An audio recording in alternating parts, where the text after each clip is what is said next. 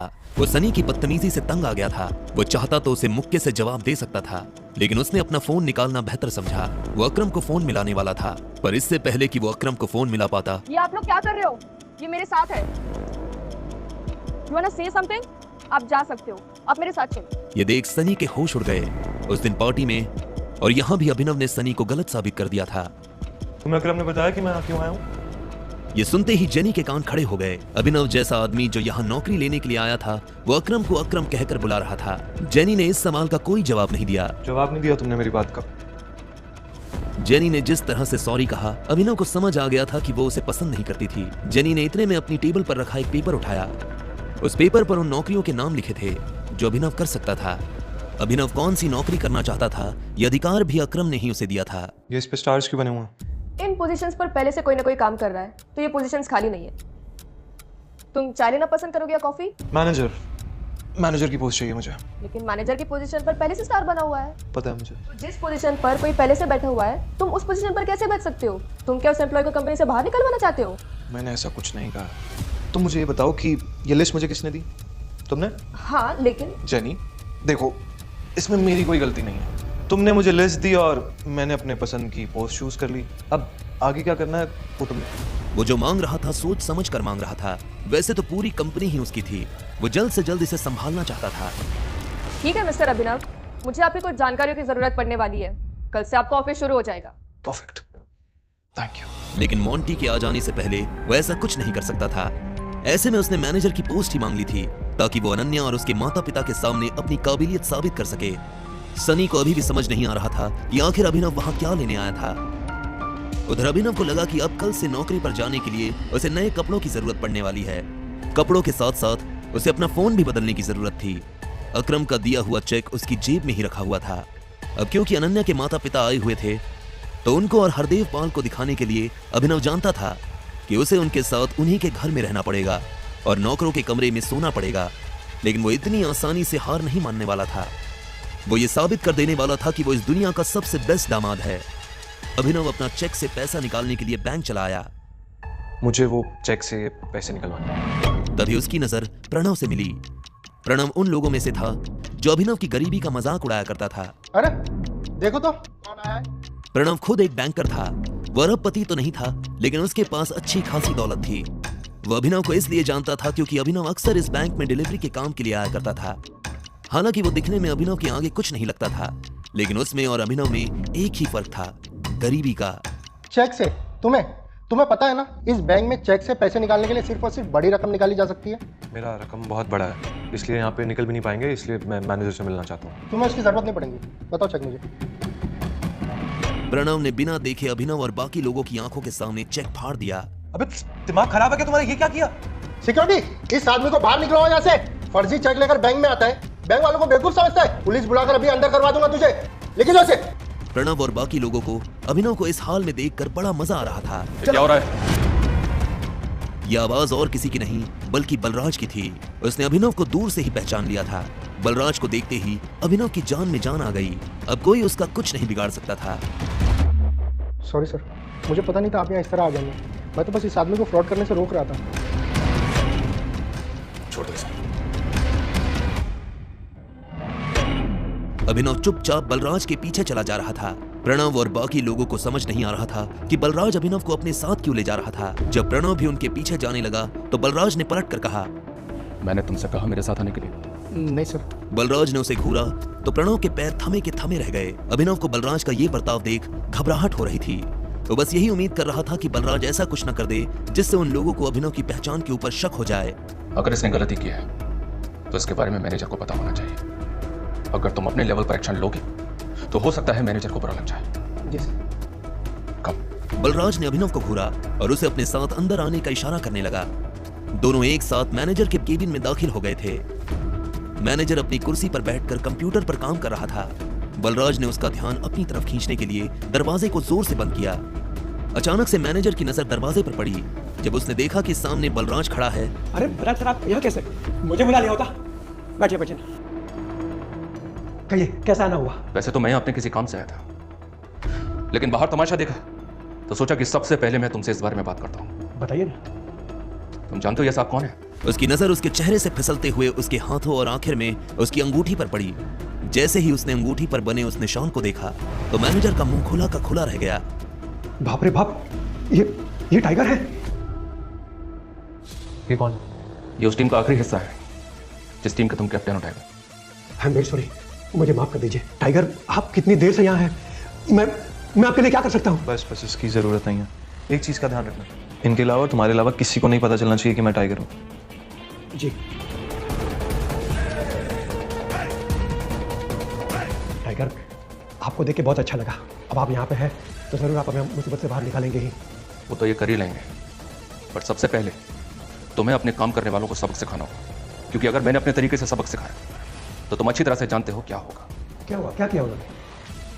और अभिनव के साथ जो हुआ उसने मैनेजर को सब बता दिया। ये सुनते ही मैनेजर का खून खौल उठा। तब इधर एक हट्टा कट्टा सा आदमी काला चश्मा लगाकर खड़ा था। उसकी आंखों पर चश्मा, गले में सोने की मोटी चेन। अभी अभी खबर मिली है कि टाइगर लौट आया है।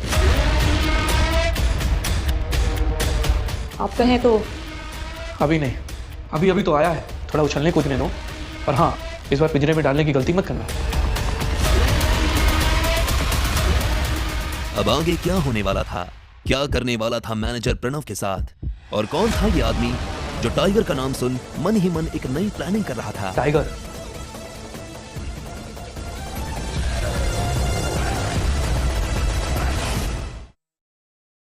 मैनेजर को जब पता चला कि प्रणव ने अभिनव के साथ क्या किया था तो उसका दिमाग गर्म हो गया। बैंक में भले ही उसका दिमाग कंप्यूटर चलाता हो, लेकिन उसका दिल आज भी गोलियां चलाता था। उसकी ये हिम्मत, अभी खबर लेता हूँ। उसने गोली की रफ्तार से प्रणव को अपने कैबिन में हाजिर होने के लिए कहा। प्रणव अंदर आओ। इतने में प्रणव वहां आया। क्या किया तुमने? ये साहब जो चेक लेके आए थे, किसने पूछ के फाड़ा? सर, ये आदमी डिलीवरी वाला है, बैंक में फर्जी चेक लेके आया था। इसे क्या लगता है? हम लोग ने यहाँ लॉटरी सिस्टम चालू रखा है और मैंने इसके चेक की इन्फॉर्मेशन कंप्यूटर में चेक की थी, कोई डेटा रिलेवेंट हुआ ही नहीं। सच बोल रहे हो? हाँ सर। ये डिलीवरी बॉय जिसका चेक लेके आए थे, जानते हो किसका है? अकरम सर का। क्या? हाँ, और इनके साथ जो तुमने किया वो तो ठीक है, लेकिन अकरम सर को मालूम पड़ेगा कि तुमने उनके चेक का क्या हाल किया है, तो वो तुम्हारा क्या हाल करेंगे, जानते हो ना? चेक कहाँ है? सर, ये रहा चेक। तुम्हारी हिम्मत कैसे हुई? एक काम करो, टेप से इस चेक के टुकड़े को, एक एक टुकड़े को अच्छे से जोड़ो। क्या सर? हाँ, और ये असाइनमेंट के बाद मैं तुम्हें नौकरी से निकाल रहा हूं। You will be fired! Sir, लेकिन मैंने क्या किया है? नौकरी से निकाल दूंगा, ये तो सुन लिया, लेकिन उससे पहले जो मैंने कहा वो सुनाई नहीं दिया। अगर उसे पता होता कि उसे इन्हें फिर से जोड़ना पड़ेगा तो वो इतना फाड़ता ही नहीं। प्रणव ने मैनेजर की तरफ देखा। ये चेक अकरम सर का है, इसे अच्छे से जोड़ना, और जरा भी गड़बड़ की तो तुम्हारे पिछवाड़े पे लात मार के ऐसा बाहर भगाऊंगा कि दुनिया की कोई भी बैंक में जाकर काम नहीं कर पाओगे। उसने घबराते हुए अभिनव को देखा। प्रणव को अकरम से चेक और मैनेजर की भाषा दोनों ने हैरान कर दिया था, और फिर चेक के टुकड़े जमाना शुरू कर दिया। अभिनव को अंदर ही अंदर महसूस हो रहा था कि वो अपनी शिकायत लेकर मैनेजर के पास आया था, लेकिन प्रणव ने न जाने ऐसे कितने ही अभिनव के साथ ऐसा गंदा व्यवहार किया होगा। उधर प्रणव को समझ नहीं आ रहा था कि बलराज और उसका मैनेजर एक फटीचर से डिलीवरी बॉय की मदद क्यों कर रहे थे। आखिरकार प्रणव ने चेक को बड़ी मेहनत से जोड़ा। I'm really very sorry। वैसे टाइगर, आप इतने साल कहाँ थे? पहले तुम मुझे ये बताओ कि तुम मेरे पापा से कैसे जुड़े हुए हो? मैं उनकी टीम का हिस्सा हूँ। सुनो, टाइगर वापस तो आ गया, लेकिन मॉन्टी के आने तक किसी को भनक भी नहीं लगनी चाहिए, वरना गेम हो जाएगा। बलराज सर सही कह रहे हैं। साला हम शेरों के बीच एक भेड़िया घुस आया है जो आपकी हमारी सारी खबर हमारे दुश्मनों को देने वाला है, इसलिए संभल के रहना होगा टाइगर। या मतलब जासूस? हाँ, इसके बारे में मॉन्टी तुम्हें डिटेल में बताया। तब तक तुम गुफा से बाहर आना नहीं, और आओ तो अंधेरे में। इस बीच हमें तुम्हारे पापा यानी हमारे संजय के कातिल के बारे में हमें पता होगा, और साथ ही ये भेड़िया। अभिनव के मन में इन दोनों चीजों से जुड़ा बस एक ही नाम आया, मॉन्टी। जिस तरह से राणा ने संजय को धोखा दिया था, अभिनव को पूरा भरोसा था कि मॉन्टी भी अपने बाप के नक्शे कदम पर ही चलेगा। उसे इन लोगों पर तरस आ रहा था जो राणा को अपना सगा मानते थे। इस ग्रुप में और कौन कौन लोग हैं जिससे मिलना भी बाकी है? मुझसे और अकरम से तो तुम मिल चुके, ठीक है, तुम्हारे सामने एक्का, पार्कर, अलाइन, ये 3 बाकी हैं। अलाइना मतलब हमारे ग्रुप में कोई लड़की भी है? हाँ, इससे पहले उसकी माँ इस पोजीशन पर थी। 1 साल पहले उसकी डेथ हुई तो अलाइना उसकी जगह पर है। वो लड़की नहीं है, वो आग है, चलता फिरता अंगारा है, आंधी है। मैंने अपनी जिंदगी में अलाइना जैसी लड़की कहीं नहीं देखी। शक्ल, अक्ल और तेवर तीनों है उसमें। मैं कुछ समझा नहीं। जिद्दी है, उसकी जिद के आगे मुझे अपनी जिद भी कम लगती है। कहने को तो हमारे ग्रुप में बस वो एक लड़की है, लेकिन उसे पढ़ पाना हम में से किसी मर्द के बस की बात नहीं। ये सुनते ही अभिनव समझ गया था कि बलराज का इशारा किस तरफ है। अलायना को यह मनवाना कि वो टाइगर है अभिनव के लिए भारी होने वाला था।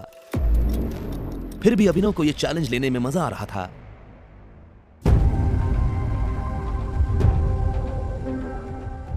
अभिनव के मन में भी अब अलायना से मिलने की इच्छा बढ़ने लगी।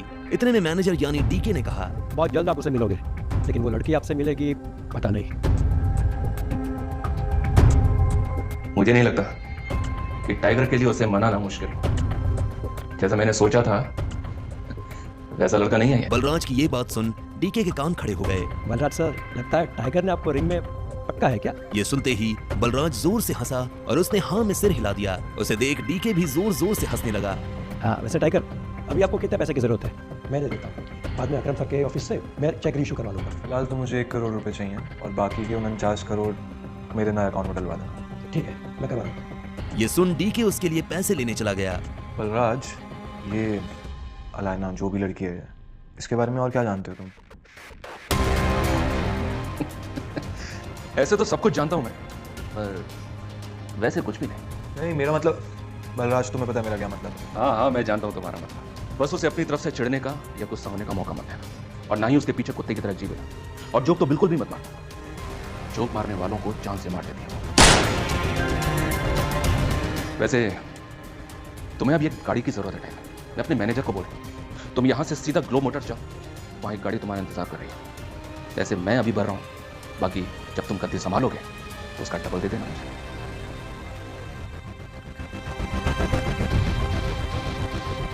Thank you. उसने बैंक से पैसे लिए। जल्दबाजी में वो बलराज से ये पूछना भूल गया था कि बलराज ने उसके लिए कौन सी गाड़ी बुक की थी।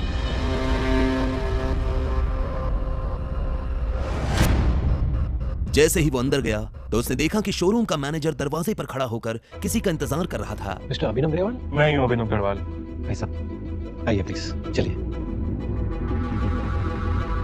कुछ देर बाद अभिनव एक गैराज में आ गया था। मैनेजर उसे उसकी गाड़ी के पास लेकर आया। सही है गाड़ी, मैं पेपर्स रेडी करवाता हूँ, तब तक गाड़ी देख लीजिए। वो एक बहुत ही महंगी सी गाड़ी थी। बलराज ने जानबूझकर उसे पुराना करवाया था ताकि कोई भी अभिनव पर उसकी गाड़ी की वजह से शक न करे। पर जब अभिनव ने गाड़ी के अंदर देखा तो उसे बहुत अच्छा महसूस हुआ।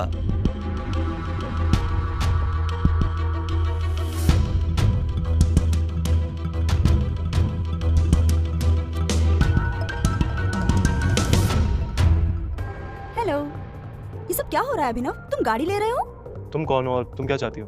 अरे मैं चाहत, तुम्हारी वाइफ की फ्रेंड। अभिनव ने चाहत को अकरम की पार्टी में देखा था। हालांकि अभिनव ने वहां उससे कोई बात नहीं की थी, लेकिन वो पार्टी में लगातार अभिनव को ही देखे जा रही थी। उसे पूरा शक था कि अभिनव दुनिया को जो दिखा रहा था असल में वो वैसा नहीं था। और ये सवाल मुझे तो तुमसे करना चाहिए, तुम यहाँ गाड़ी खरीदने कैसे आ सकते हो? अनन्या ने मुझे तो बताया कि तुम गरीब हो। हाँ, मैं गरीब ही हूँ, बस वो अपने बॉस के लिए ले रहा था। चाहत ने उसे कुछ पल के लिए देखा और बोली, पक्का झूठ तो नहीं बोल रहे हो? मैं तुमसे झूठ क्यों बोलूंगा? पता नहीं, एक काम करती हूँ, मैं अनन्या को भी यही बुला लेती हूँ। दूर से ही सही, जब तुम्हें वो गाड़ी में देखेगी तो खुश हो जाएगी। नहीं, उसे यहाँ बुलाने की क्या जरूरत है? उसे क्यों परेशान करना? तुम बताओ, मैं तुम्हारे लिए कुछ कर सकता हूँ क्या? तुम मुझे ट्रीट दे सकते हो। क्या तुम मुझे ट्रीट पे नहीं लेके चलोगे? देखो मैं तुम्हारी बीवी की दोस्त हूँ और मुझे नहीं लगता कि तुम्हें मुझे मना करना चाहिए। इससे पहले कि अभिनव उसकी बात का कोई जवाब दे पाता, चाहत ने गाड़ी का दरवाजा खोला और वो पैसेंजर सीट पर जाकर बैठ गई। ठीक इसी वक्त मैनेजर डॉक्यूमेंट्स लेकर आया और उसने डॉक्यूमेंट्स अभिनव को दे दिए। अभिनव भी ड्राइविंग सीट पर बैठ गया। उसे पता था कि चाहत खुद एक रईस परिवार से आती थी। ऐसे में वो उसे अकरम के एक होटल में ले जाने वाला था। चाहत पूरे रास्ते रह रहकर अभिनव को देख रही थी। अभिनव को समझ नहीं आ रहा था कि वो उससे चाहती क्या है। अभिनव की गाड़ी अकरम के होटल के नीचे पार्क हुई। बिजनेस में अकरम किसी की नहीं सुनता, समझे? ठीक, मैं बाद में कॉल करता हूं। टाइगर, अभिनव का फोन बज उठा। उसने देखा अकरम का फोन था। अकरम। हेलो टाइगर, क्या हुआ? मैंने तुम्हारी गाड़ी अपने ऑफिस के नीचे आते हुए देखी। सब ठीक तो है? All okay? हाँ, वो एक्चुअली मैं होटल में किसी के साथ लंच के लिए आया था। हाँ, वो मैंने देखा। तुम एक काम करो, सबसे पहले तुम ऊपर मेरे ऑफिस में आओ। मैं तुम्हें अपना वीआईपी कार्ड देता हूँ। तुम दोनों को वीआईपी ट्रीटमेंट मिलेगा। क्या हुआ, चले? तुम यहीं रुको, मुझे एक इंपॉर्टेंट काम है, मैं वो निपटा कर आता हूँ। चाहत उसे जाते हुए देख रही थी। वो अच्छी तरह से जानती थी कि ये अकरम का ऑफिस है, लेकिन अभिनव वहाँ क्या करने जा रहा था और अकरम ने उसे किस कारण ऊपर बुलाया था। चाहत को अभिनव पर शक हो रहा था। अब आगे क्या होने वाला था? क्या चाहत को अभिनव की असली पहचान के बारे में पता चल जाएगा और क्या थे चाहत के इरादे? जानने के लिए सुनते रहिए द रिटर्न ऑफ टाइगर, सिर्फ पॉकेट एफएम पर शक हो रहा था तब इधर अभिनव भी अकरम के कैबिन में पहुंच चुका था। जैसे ही अभिनव अंदर आया तो अकरम ने उसकी तरफ अपना कार्ड बढ़ाया और बोला, आओ tiger, welcome. All good? Yes, all good. ये लो VIP card. Have fun. Thank you. वो नीचे आया और उसने देखा कि चाहत होटल के बाहर शेड में खड़ी थी। चले? दोनों होटल के अंदर दाखिल हो गए और एक टेबल पर जाकर बैठ गए। अभिनव जानबूझकर चाहत से नजर नहीं मिला रहा था, वहीं चाहत उसे लगातार देखती जा रही थी। क्या हुआ, सब ठीक है? हाँ, सब ठीक है। अच्छा, वैसे तुम इस ऑफिस में काम करते हो क्या? हमें कुछ ऑर्डर करना चाहिए ना, मुझे बहुत भूख लग रही है। वेटर। अभिनव ने चाहत के सवाल को टालते हुए कहा, hello sir, how may I help you? तुम मुझसे कुछ छुपाने की कोशिश कर रहे हो क्या? नहीं, बिल्कुल नहीं। मैं तुमसे भला कुछ क्यों छुपाऊंगा? ऐसा नहीं है। 1 सेकंड।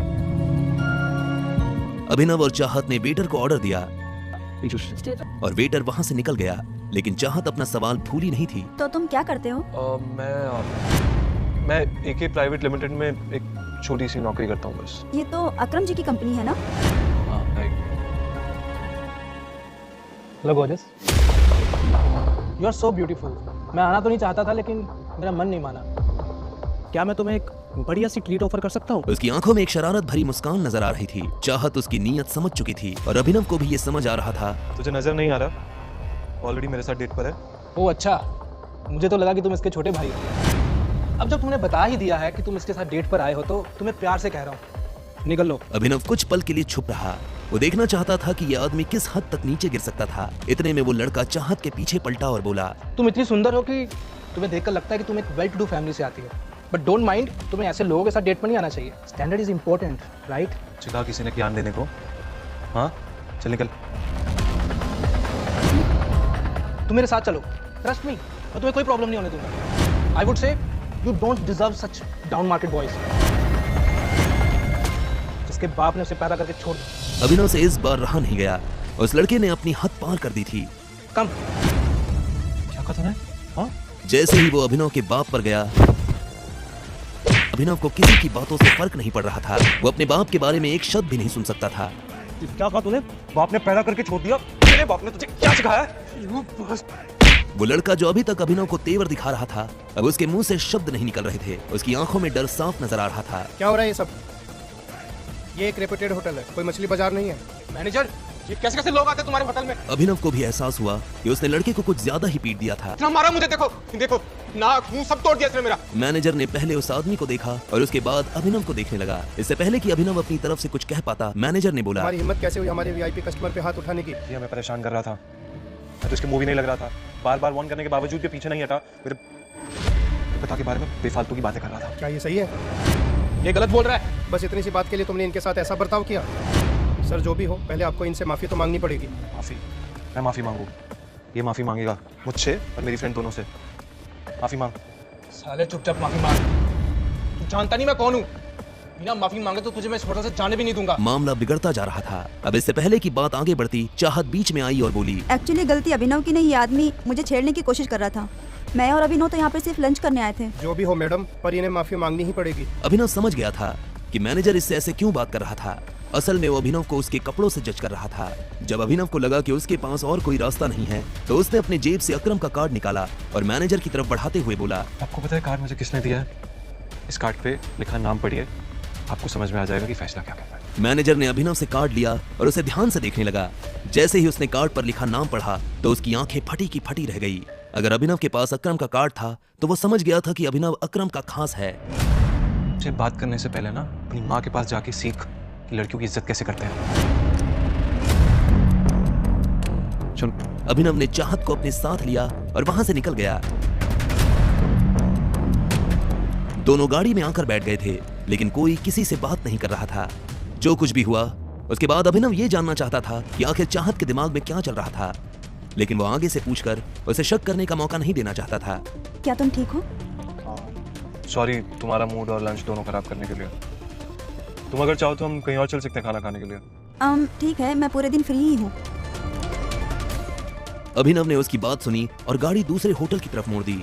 कुछ देर बाद उसने गाड़ी एक होटल के बाहर लगा दी।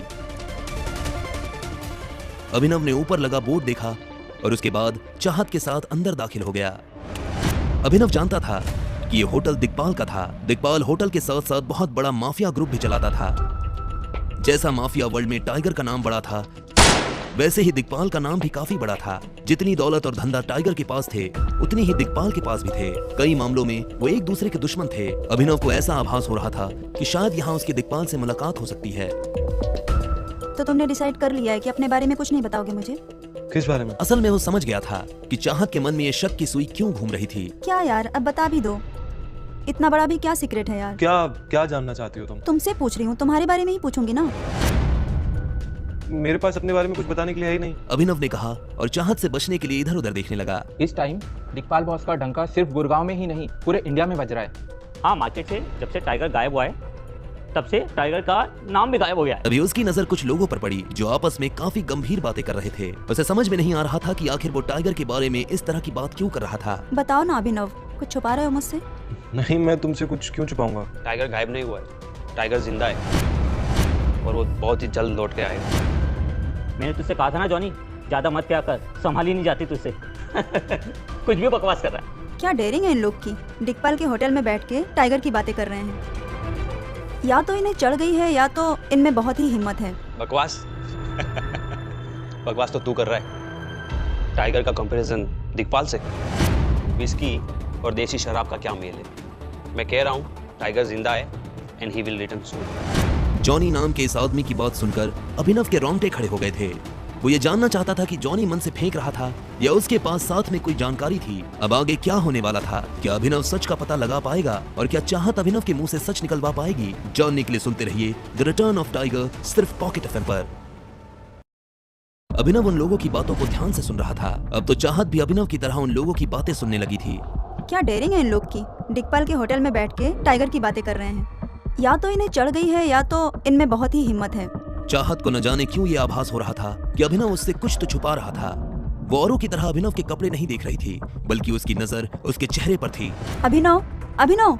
हाँ, कुछ कह रही थी तुम मेरी दोस्त से झूठ बोल रहे हो। कौन सी दोस्त? अनन्या। हाँ, अनन्या। नहीं, मैं उससे झूठ क्यों बोलूंगा, ऐसा कुछ भी नहीं है। बट यू नो व्हाट चाहत, मुझे ना एक बहुत इंपॉर्टेंट काम है, तो मुझे अभी के अभी निकलना पड़ेगा। और तुम तो जानती हो मैं अनन्या का पति हूँ। घर थोड़ा लेट पहुंचूंगा ना तो मेरी जान ले लेगी, और वैसे भी उसको बिल्कुल पसंद नहीं है मैं लेट आऊँ, उसको शक होने लग जाता है। शक तुम पे? वो तुम्हें पसंद तक नहीं करती है, तुम्हारा ख्याल तक नहीं आता उसे, तो वो तुम पे शक क्यों करने लगी? हाँ जानता हूँ, मगर फिर भी अभी तो मुझे जाना होगा। तुम्हें घर छोड़ दूँ? हम फिर कब मिलेंगे जल्दी? अभिनव ने इस बात का कोई जवाब नहीं दिया और चाहत के साथ होटल से बाहर आ गया।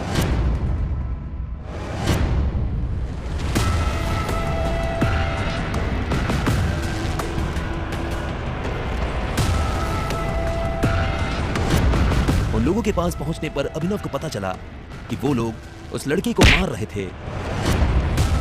क्यों मार रहे हो बेचारे को? तो उससे क्या मतलब? मतलब है तभी तो यहाँ खड़ा हूँ। अगर जिंदगी में आगे भी खड़ा रहना चाहता है ऐसे ही, तो चुपचाप यहाँ से निकल जा, वरना इसकी तरह लंबा कर दूंगा तुझे भी।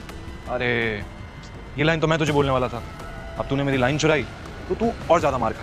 क्यों हीरो बन रहा है? जानता नहीं गुड़गांव में हीरोगिरी काम नहीं आती। चुपचाप चला जा यहाँ से, वरना बेकार में एक की जगह दो की कब्र खोदनी पड़ेगी। अभिनव ने इस बात का कोई जवाब नहीं दिया। वो बस उन लोगों की तरफ देख रहा था और उनकी गिनती कर रहा था। वो लड़का पीछे हटा तो आखिर में अभिनव ने अपनी गिनती पूरी करके कहा, तू कब्रिस्तान वाले को कॉल करके बोलते कि 4 कब्रें खोद के रखे, 2 लोग उन चारों को दफनाने आए। मारो साले। अभिनव भी उनका मुकाबला करने के लिए पूरी तरह से तैयार था। देखते ही देखते अभिनव ने समा और समय दोनों बदल दिए थे।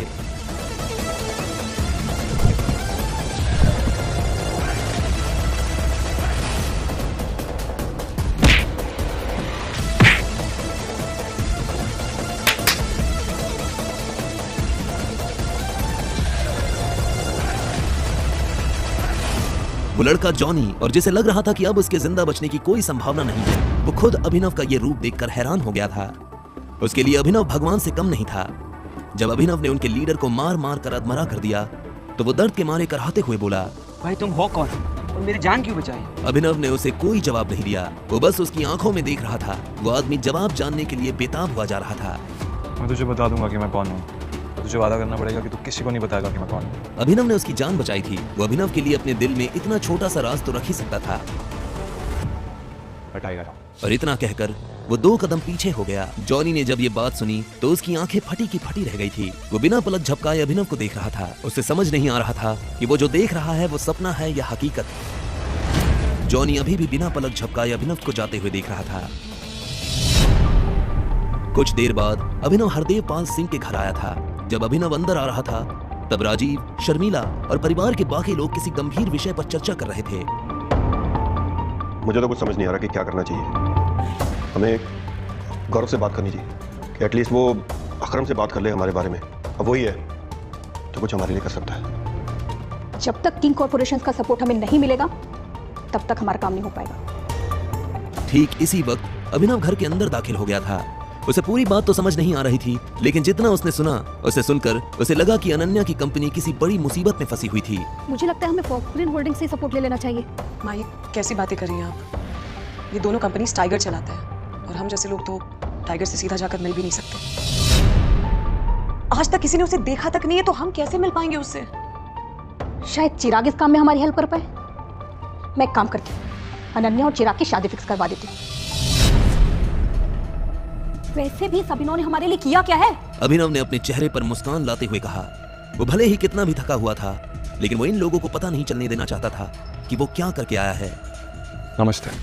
जैसे ही अभिनव ने चहकते हुए नमस्ते किया तो शर्मिला, अनन्या और राजीव उसे देखने लगे। उनकी आंखों में एक अजीब सा गुस्सा था। अभिनव उनकी आंखें देख हैरान हो गया। अभिनव को ये तो नहीं लग रहा था कि वो लोग मुस्कुराते हुए उसका स्वागत करेंगे, लेकिन आज जिस तरह का गुस्सा उनकी आंखों में नजर आ रहा था, उसे देखकर अभिनव को कुछ अजीब लग रहा था।